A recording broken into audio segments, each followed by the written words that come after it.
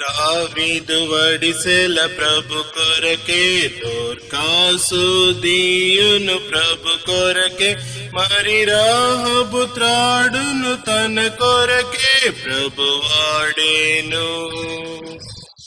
సంసోను చేతిలోను కయముక, అహరోను చేతిలోనొక కర్ర, అవి అన్నియు ఆయన పని కొరకే ప్రభు వాడేను.